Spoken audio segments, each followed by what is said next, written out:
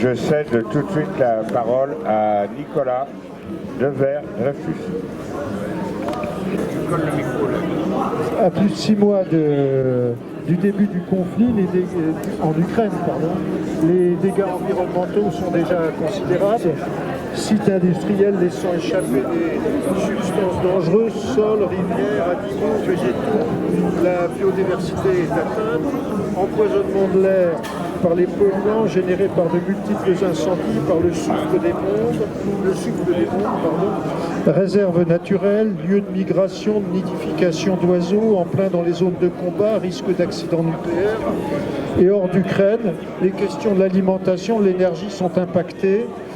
Retour de centrales électriques à charbon et à lignite, importation de gaz de schiste outre-Atlantique, en bref, menace sur l'alimentation dans les pays à faible revenu, régression dans l'ordre d'une timide transition écologique engagée, pollution tous azimuts et difficultés, voire crise économique par voie de conséquence.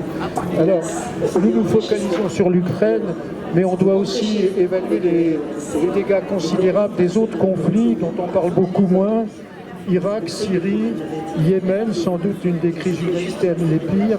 Maintenant le Tigré en Éthiopie. Voilà. Et un peu plus loin de nous, rappelons-nous l'épandage de l'agent orange au Vietnam, sur toutes les forêts et les terres du Vietnam, qui ont fait des dizaines de millions de morts et presque, je crois, plus d'1 million de handicapés derrière.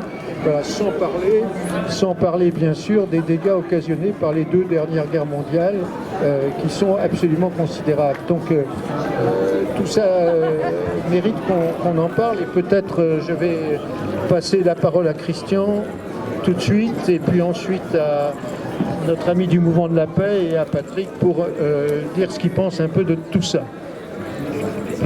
Merci. Au Mouvement de la Paix, on milite pour que tous les humains sur Terre puissent vivre heureux dans un environnement préservé. Et donc, depuis des années, on se préoccupe effectivement de la chose militaire, parce que pour nous, il ne peut pas y avoir de développement sans qu'il y ait la paix sur toute la Terre, partout. Et pour nous, la guerre, c'est d'abord un drame humain. Je suis d'une génération qui n'a pas connu la dernière guerre mondiale. Je n'ai pas connu non plus la guerre d'Algérie, mais j'ai entendu bien sûr parler de tout cela. Mais on a peut-être un petit peu du mal quand on regarde les infos à la télé. On a sans doute du mal à s'imaginer ce que c'est que vivre sous les bombes. Ne pas savoir si les siens vont revenir le soir, etc. Sa maison détruite, ne plus avoir de toit, est-ce que vous imaginez ce que c'est? Ne plus avoir d'énergie pour vivre, l'énergie c'est vital. La liste serait longue. Et je commence donc par cet aspect qui est le plus grave, l'aspect humain, directement humain. Et pour parler un petit peu maintenant des nuisances à l'environnement que provoquent les guerres. Ce serait assez général pour laisser du temps de parole aux autres. On pense d'abord aux bombes elles-mêmes, évidemment, mais il y en a de très nombreuses sortes de bombes. L'imagination dans ce domaine est malheureusement très grande chez les créateurs, chez les ingénieurs qui travaillent dans ce secteur. Et toutes ont pour but de faire un maximum de dégâts humains et matériels. Parmi celles qui ont le plus d'effets à long terme, les bombes incendiaires, comme le napalm, outre les brûlures atroces imposées aux victimes, bien souvent létales, ce produit détruit l'écosystème pour de nombreuses années. D'autres épandages de produits chimiques font d'énormes dégâts aux êtres et à l'environnement. Nos amis vietnamiens le savent bien, qui souffrent encore dans leur chair et dans leur sol des conséquences de l'agent orange, défoliant contenant de la dioxine, déversée en énormes quantités par les Américains, et dont l'effet dévastateur se prolonge encore aujourd'hui, donc sur plusieurs décennies après les événements. Il y a 77 ans, les États-Unis ont fait exploser les bombes atomiques sur Hiroshima et Nagasaki. Le monde entier s'en est ému, certes, il s'en est offusqué. Et vous êtes nombreux à connaître le fait et à mesurer la gravité des conséquences d'un tel armement sur l'environnement comme sur les habitants. Là encore, pour de nombreuses décennies. et pas seulement sur le lieu même de l'explosion, car la puissance des bombes actuelles provoque des effets dans l'atmosphère qui réduisent à néant les espoirs de culture sur une grande partie de la planète, au-delà de l'effet direct de la bombe. On appelle ça l'hiver nucléaire, mais vous en parlerez mieux que moi sans doute. Alors, il y a aussi des bombes qui se contentent, si l'on peut dire, d'épandre des produits radioactifs sans avoir d'explosion, mais la radioactivité, évidemment, a des effets à long terme sur l'environnement.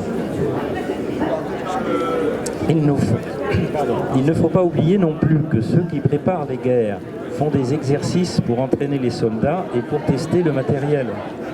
Et il arrive parfois des accidents, comme le largage inopiné de bombes, par exemple.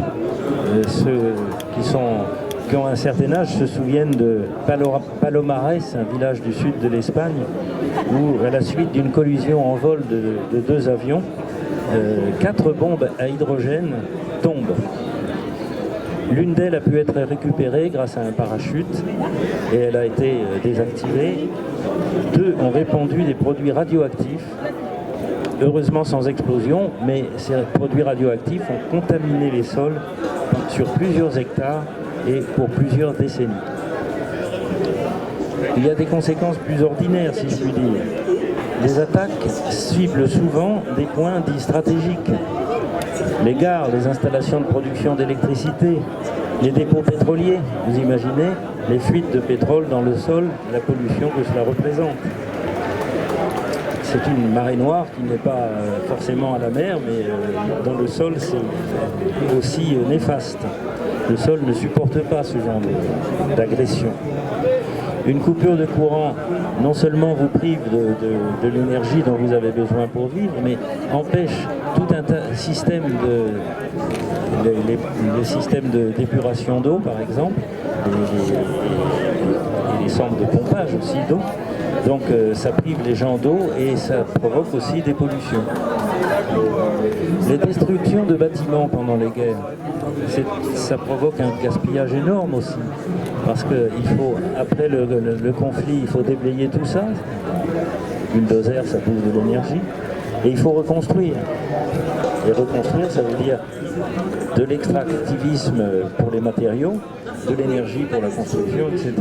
On n'y pense pas souvent à ça, mais évidemment que c'est moins grave que les dégâts humains directs, mais ça nuit à l'environnement aussi, puisque on ne peut pas, malgré les efforts d'économie circulaire, il y a toujours de la perte de matériaux, il faut toujours aller chercher des matériaux pour construire. Le bois, qui est un matériau renouvelable, formidable, ne peut pas être utilisé pour toutes les constructions. Alors, en ces temps où on dit qu'il faut être économe en moyens, commençons par ne pas détruire ce qui existe. Autre conséquence à laquelle on ne pense pas toujours, les pollutions produites ailleurs que sur les lieux des conflits, les déchets de l'industrie des armes tout d'abord, mais aussi les conséquences des marchés libres et non faussés. Exemple présent avec l'alimentation en gaz de l'Europe. On remplace le gaz russe par du gaz venant entre autres des États-Unis. Bon, on va en avoir du gaz algérien sans doute, il paraît, mais celui des États-Unis est obtenu par fracturation hydraulique et on sait les dégâts que cela fait à l'environnement.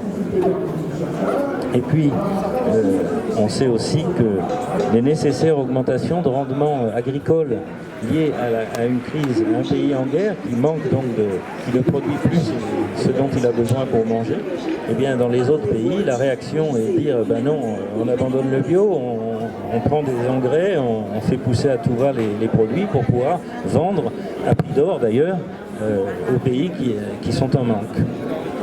Et ça n'arrange rien, le bilan carbone des transports, le transport des vivres aussi aggrave ce bilan carbone. Non, vraiment, mais ça, tous les citoyens le savent bien, il faut que j'active.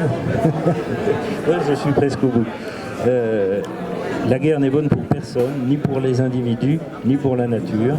Les mouvements pacifiques doivent gagner en ampleur pour qu'ils puissent influer suffisamment sur les gouvernements, d'autant que les immenses budgets mis dans les armements manquent pour financer la transition écologique, qui devrait par ailleurs être une mutation plutôt qu'une transition au vu de l'urgence.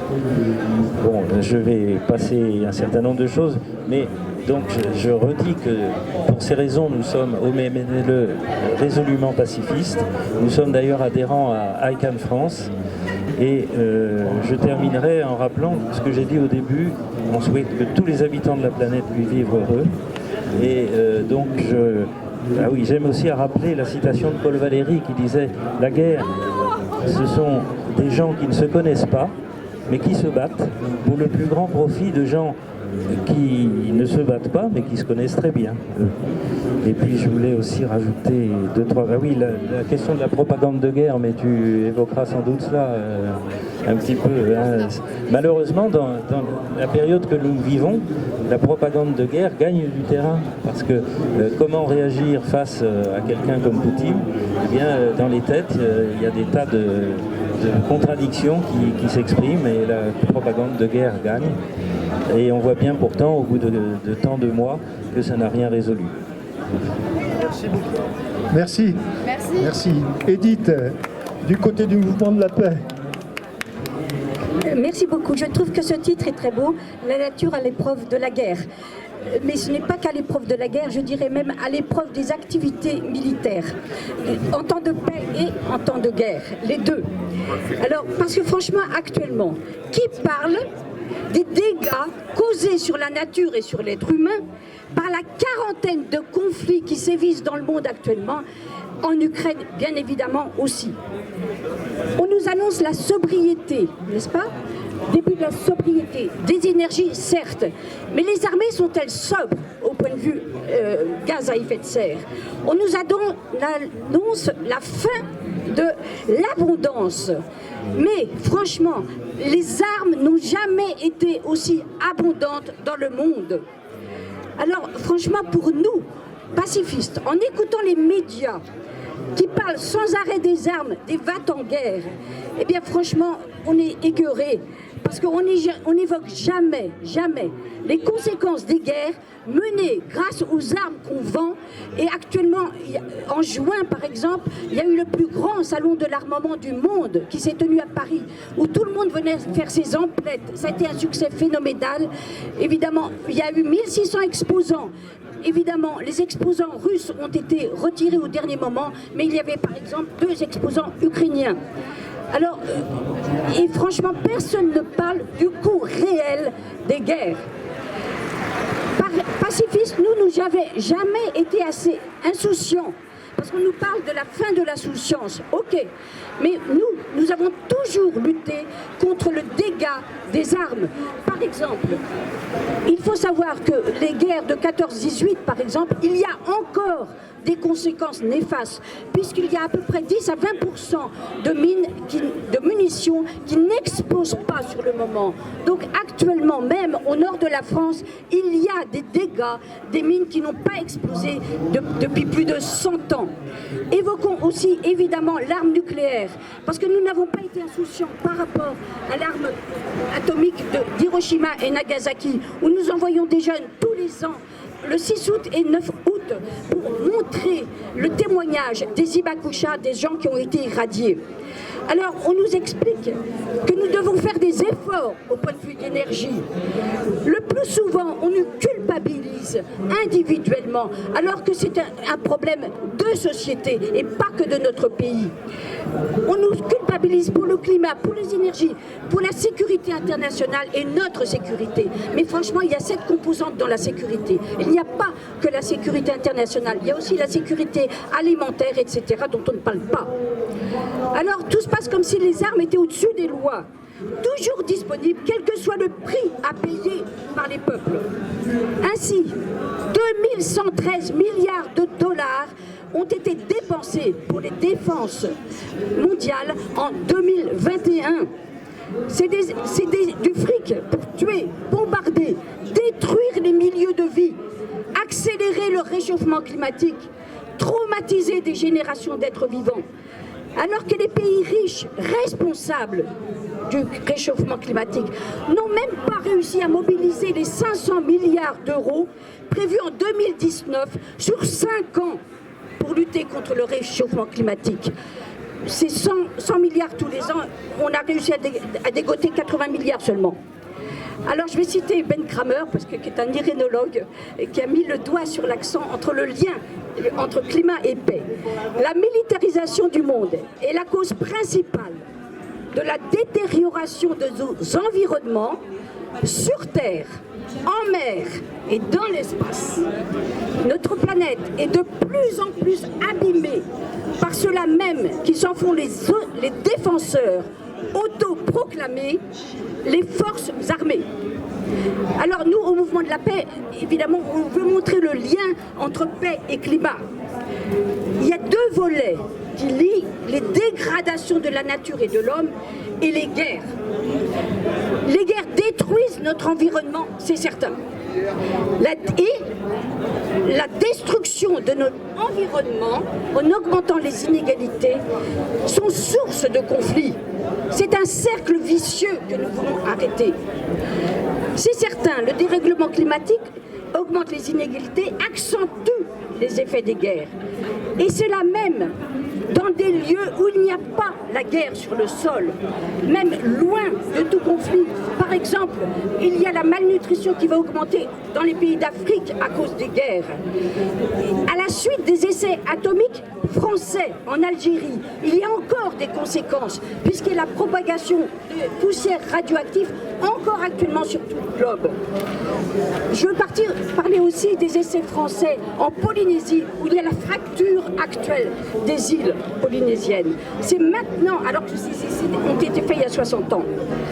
Donc c'est sûr maintenant, le rapport du GIEC, on dit que les activités humaines sont responsables du dérèglement climatique. Mais jamais le secteur militaire n'est mentionné dans les rapports officiels. Que ce soit dans le GIEC, dans le HCC, le Haut Conseil pour le climat mis en place par Macron, le SNBC, c'est la stratégie nationale bas carbone, etc. Mais une bonne nouvelle. Hier, Valérie Masson-Delmotte a fait un discours à l'Agora et elle a dit qu'il y avait quand même maintenant des gens, des scientifiques qui se penchaient sur la question du secteur militaire comme polluant. Parce que franchement, en quoi les armées polluent-elles? Pourquoi nous luttons, nous, au Mouvement de la Paix, contre justement les armées? Bien sûr, pour la pollution mentale, vous pensez bien, mais aussi pour la pollution de notre environnement. Parce que c'est sûr, les armées sont émettrices de gaz à effet de serre.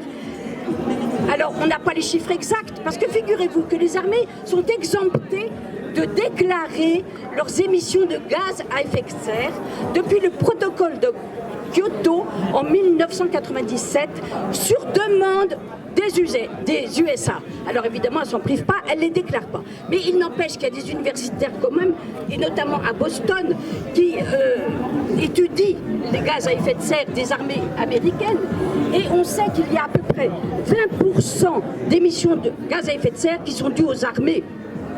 Comme institution, savez-vous quel est le plus grand émetteur de gaz à effet de serre?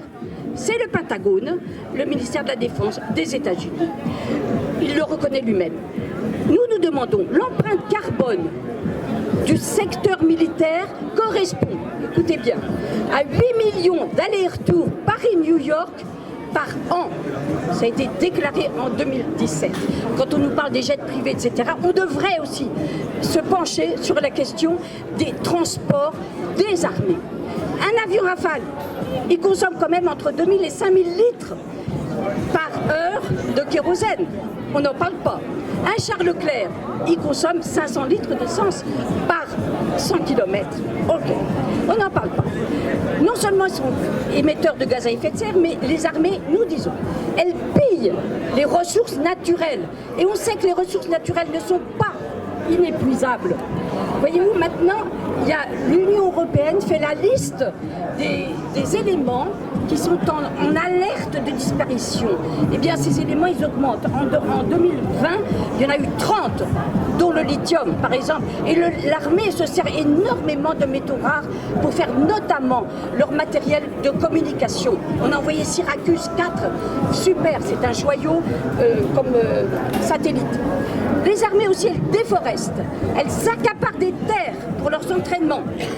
Il y a 1% de la surface du monde qui est utilisée pour les entraînements des armées, soit la surface de la France.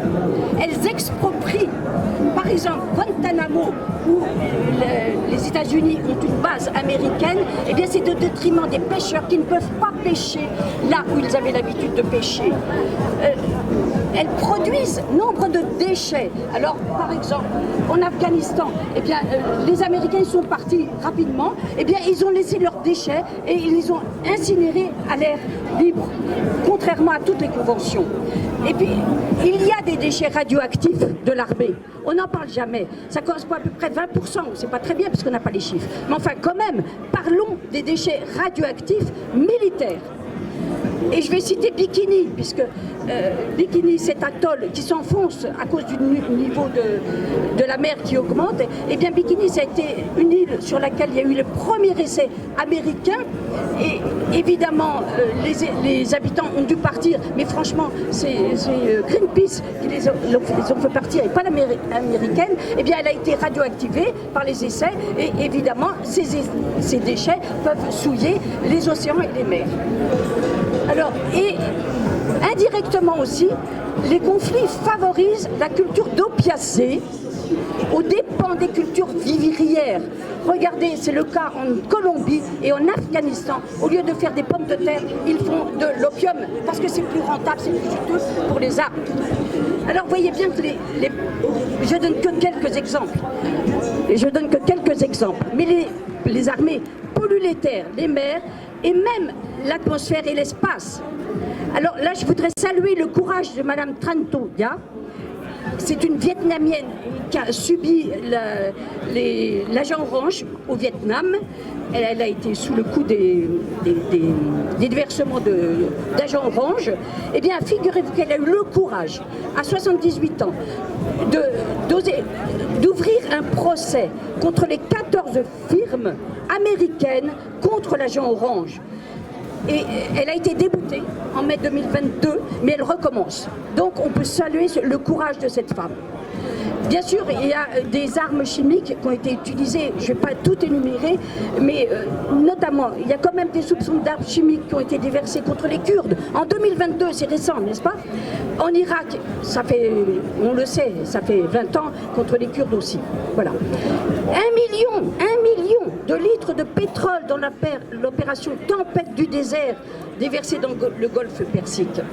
Raréfaction de l'eau en Palestine, etc. Il y a plein d'exemples. Dans les mers, je dirais juste ça. Risque d'accident dans les mers. Il y a environ 150 bâtiments à propulsion nucléaire dans les mers. Franchement, il peut y avoir des accidents et il y en a eu.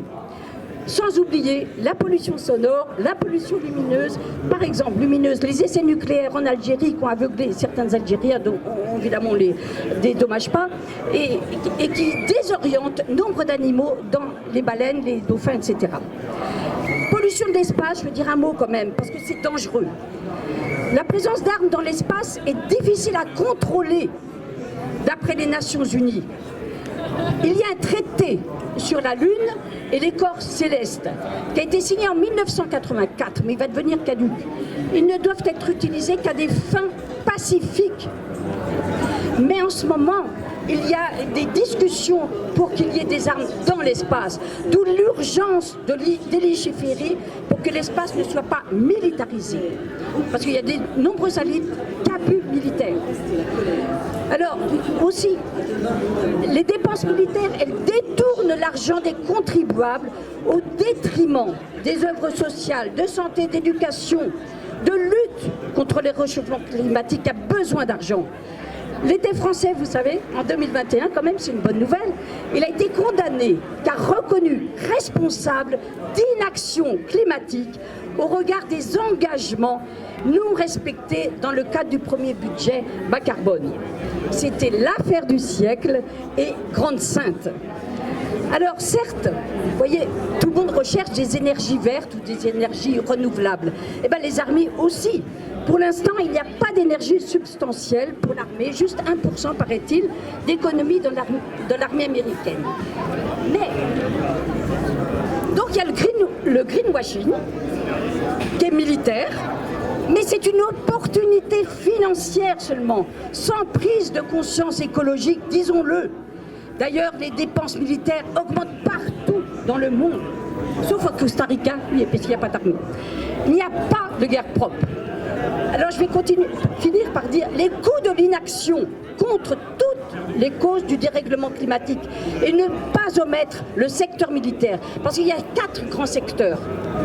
Il y a le secteur des transports, le secteur de l'agriculture, les bâtiments, et le dernier, c'est les industries manufacturières. Ça, c'est dans tous les rapports. Mais il n'y a pas le secteur militaire. Donc, demandons à ce que le secteur militaire soit inscrit dans les rapports officiels. Mais je crois qu'il y a des espoirs, puisqu'il y a eu un appel international de scientifiques à la veille de la COP 26 à Glasgow, qui demandait que, dans les rapports du GIEC, et demandait à certains gouvernements que les émissions de gaz à effet de serre des armées soient publiées. Donc, nous demandons ça, parce que franchement, les coûts de l'inaction climatique sont astronomiques. Il vaut mieux prévenir que guérir, ainsi que franchement, ça nous coûte cher aussi, les défauts de mobilisation contre toutes les guerres, contre tous les conflits. Alors, quelles sont les actions que peuvent mener les pacifistes conscients du lien entre paix et guerre?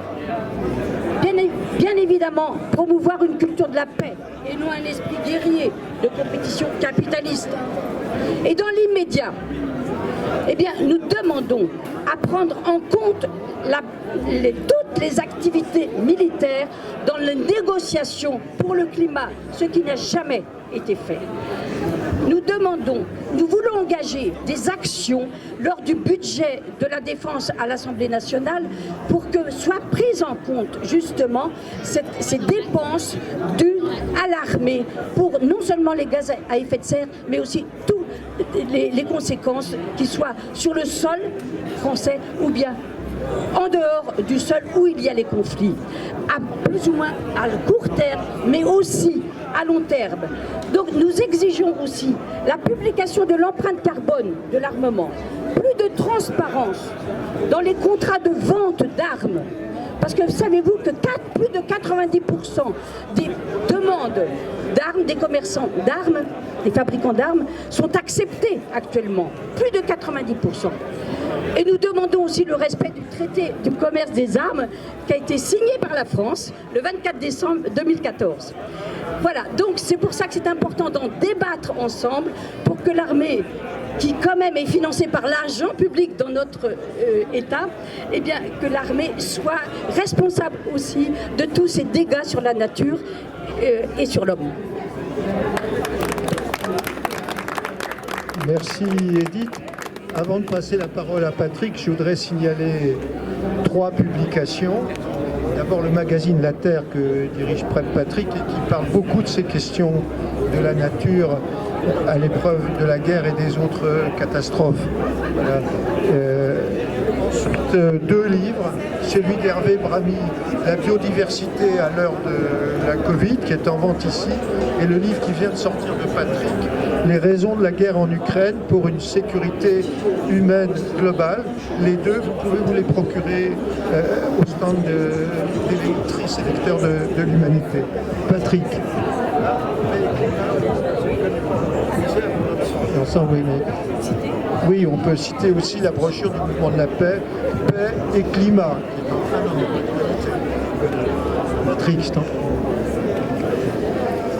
bonjour à chacune et chacun d'entre vous. Bon, l'essentiel, je crois, a été dit. Je ne vais pas rajouter grand-chose, sauf pour dire que actuellement, sur le territoire ukrainien, on évalue déjà les dégâts sur l'environnement, la nature, la biodiversité et les animaux, notamment les oiseaux, de manière assez importante. Par exemple, L'Ukraine était un pays phare, notamment dans la protection des zones humides. Je crois qu'ils avaient 33 zones humides à haut niveau potentiel, selon un institut qui évalue ça, qui s'appelle l'Institut Ramsar. Ils avaient 44 parcs naturels, je crois, qui sont détruits à l'heure où nous parlons. Et puis il y a tout ce qu'on voit, c'est-à-dire à la fois les champs de mines, la destruction des cultures, des bombardements de champs, la traversée de champs par les chars, qu'ils soient ukrainiens ou russes. Donc les dégâts sur la nature, sur la biodiversité, sur le sol ukrainien est déjà considérable à l'heure où nous parlons.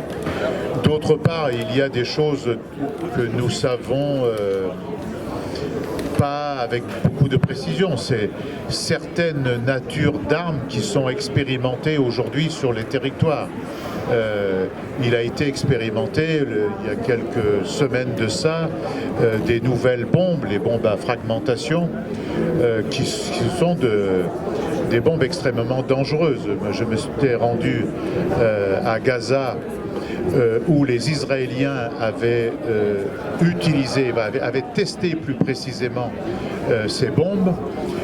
Les enfants continuaient à jouer avec des petites particules comme des billes qui explosaient, qui étaient toujours là, et on a ça en Ukraine. Donc sur le territoire ukrainien, c'est ce qui est en train de se passer est lourd, il est lourd, ce qu'a dit tout à l'heure Nicolas, ce que tu as dit également, le bilan de toutes les guerres, hein, quand on prend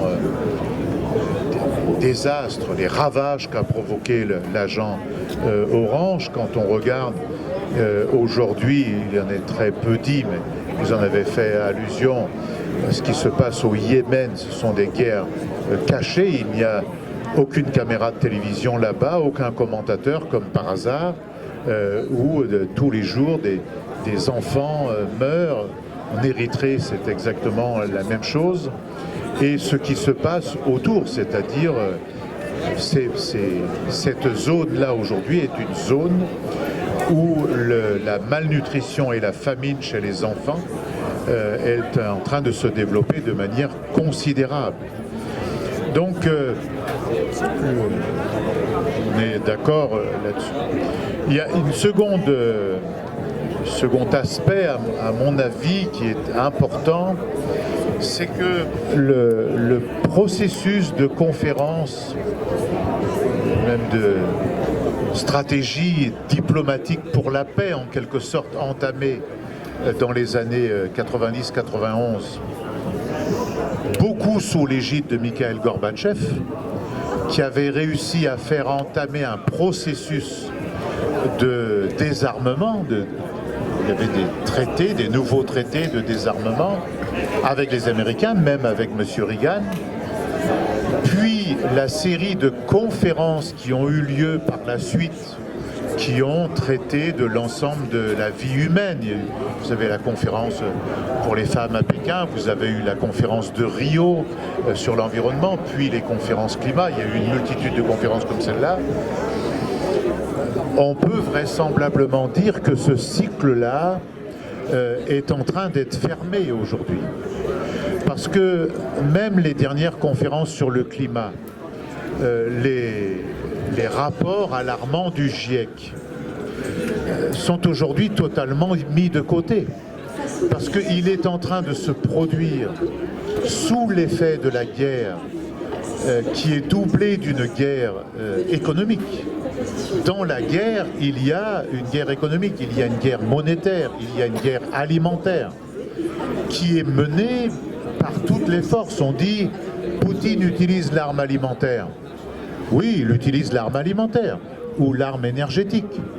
Seulement, ce qu'on oublie de dire, c'est que tous les jours, des tankers vont chercher du pétrole en Russie, les déchargent dans des tankers sous pavillon de complaisance en pleine mer et nous emmènent leur pétrole.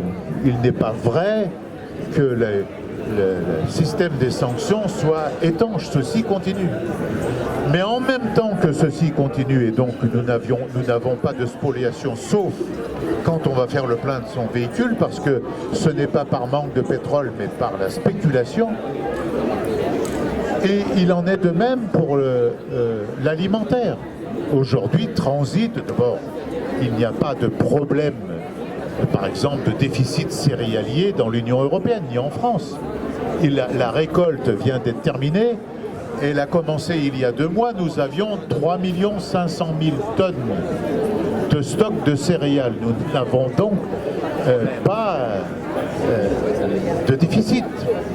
Mais le fait d'annoncer des déficits, le fait d'annoncer des pénuries, qui peuvent être bien réelles pour les pays du Sud par contre, eh bien ça contribue au fait que le prix du blé à la consommation étant fixé dans les bourses, notamment dans Euronext en Europe, et puis à la bourse de Chicago, eh bien vous avez une montée, une fluctuation des prix des céréales, et c'est comme ça que la baguette de pain augmente.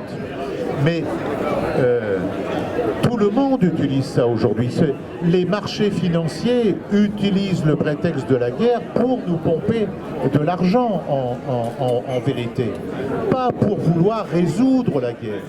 D'ailleurs, s'ils avaient la volonté un tant soit peu de résoudre la guerre, comme on dit, on ne serait pas depuis 2 jours. Depuis 2 jours, l'actualité n'est pas la fête de l'humanité, c'est le décès de la reine d'Angleterre et le fait que les Ukrainiens gagneraient des positions qui avaient été prises par les Russes.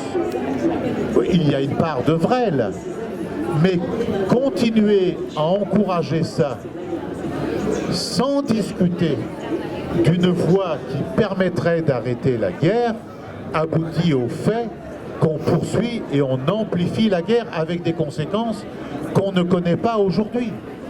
Parce que, vous savez, c'est très dangereux. La thèse selon laquelle, la thèse de Biden notamment, selon laquelle il faut humilier Poutine, peut être très dangereuse parce que le nationalisme grand russe peut les conduire à utiliser des bombes nucléaires tactiques sur le sol ukrainien, mais pas seulement. Moi, je crains un peu pour la Pologne, c'est-à-dire un territoire de l'OTAN et qui déclencherait des contre-attaques avec ce qu'il y a au bout de tout cela. Donc on est dans ce cycle aujourd'hui où les conférences qui avaient été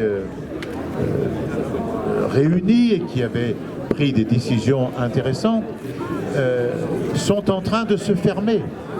Parce qu'on peut continuer à dire, comme on entend dire, oui, il faut de la sobriété énergétique, etc., ou très bien, mais ce qui est en train de se produire, c'est que, je crois que tu l'as dit, c'est qu'aujourd'hui, parce qu'on se trouve dans cette situation, on réouvre des centrales à charbon et on va chercher du gaz de schiste américain. On négocie avec l'Arabie Saoudite, le Qatar, dont chacun sait que ce sont des pays très démocratiques.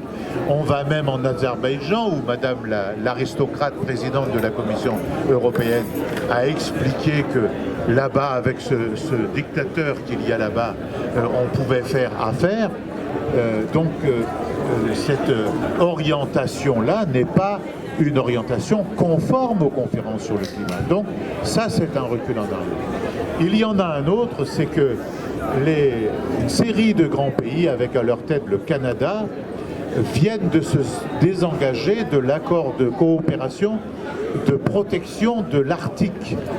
Et ça, c'est extrêmement dangereux puisqu'on vient de finir un été où justement l'Arctique perd une partie de ses moyens, de ses capacités de refroidissement de la Terre. Dès lors qu'ils sont sortis de cet accord de coopération, ça veut dire qu'on ne se préoccupe plus de ce qui est en train de se passer dans les pôles.